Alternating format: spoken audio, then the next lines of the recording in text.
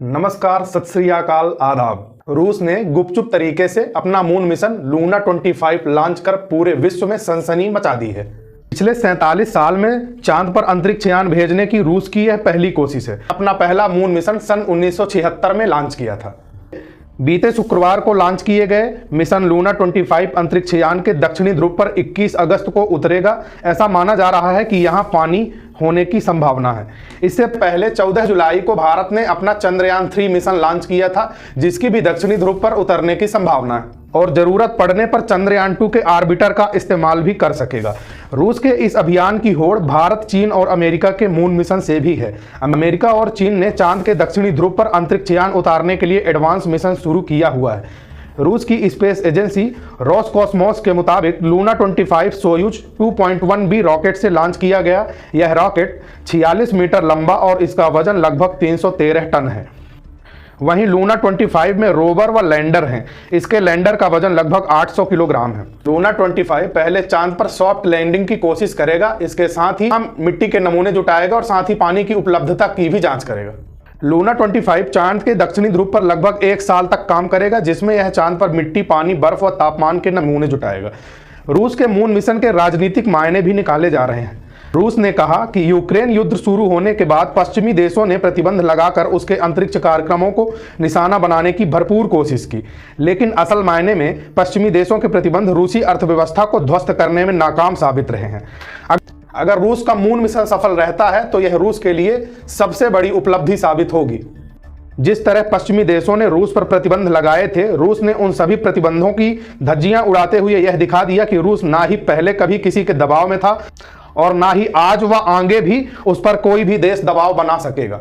रूस के space chief Yuri Borisov ने बताया कि लूना 25 इसी महीने 21 अगस्त को चांद की सतह पर लैंड हो सकता है, जबकि 14 जुलाई को लॉन्च किया गया भारत का चंद्रयान 23 अगस्त को चंद्रमा की सतह पर उतर सकता है। ऐसे में अहम सवाल यह है कि आखिर लगभग 1 महीने बाद भी लॉन्च होकर लूना 25 चंद्रयान 3 से पहले चांद की सतह छूने में कैसे कामयाब होगा। इस सवाल पर विज्ञान पत्रकार पल्लव बांगड़ा बताते हैं कि यह रॉकेट के ताकतवर होने का मामला है। रूसी रॉकेट ज्यादा बड़ा है और हमारा रॉकेट छोटा है, लिहाजा हमारा रॉकेट चंद्रयान 3 को इतना वेग यानी वेलोसिटी नहीं दे सकता कि ये ज्यादा रफ्तार से चांद की ओर जा सके। इसके साथ ही पल्लव बांगड़ा यह भी बताते हैं कि बड़ा रॉकेट ज्यादा खर्चीला होता है, इसलिए भारत ने छोटे रॉकेट के जरिए अपना मकसद साधने का प्लान बनाया है। लेकिन बड़ी बात यह है कि भारत ने चंद्रयान 2 के आंशिक विफल होने के बाद भी मौका नहीं गंवाया और वह कर दिखाया जिसके लिए भारत हमेशा जाना जाता रहा है।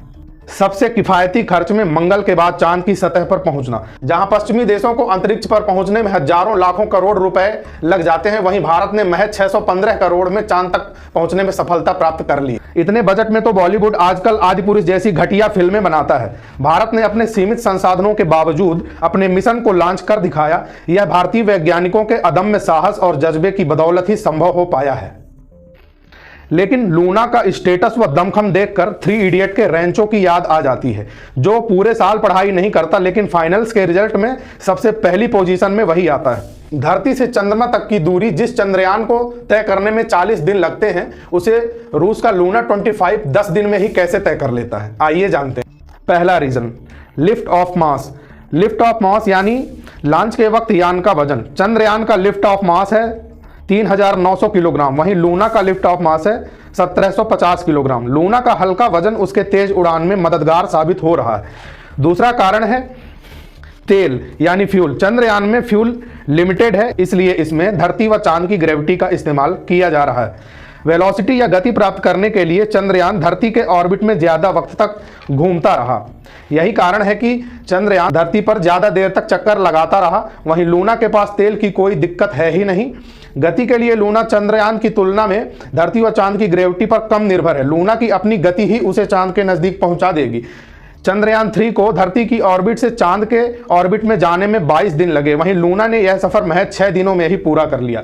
चंद्रयान से ली गई चांद की पहली तस्वीरें भी आ चुकी हैं। अब धीरे धीरे चंद्रयान चांद की ग्रेविटी का इस्तेमाल करते हुए और चांद के चक्कर लगाते हुए आगे बढ़ रहा है। वक्त तो लगेगा, लेकिन इससे सॉफ्ट लैंडिंग में मदद मिलेगी।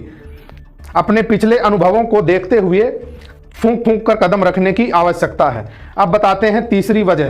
लूना 25 और चंद्रयान 3 जैसे दोनों मिशनों में फर्क यह है कि चंद्रयान 3 चंद्रमा की कक्षा पर चांद के एक दिन यानी कि धरती के 14 दिनों तक चंद्रमा की कक्षा में रहेगा, वहीं लूना 25 1 वर्ष तक चंद्रमा की कक्षा में अध्ययन करता रहेगा।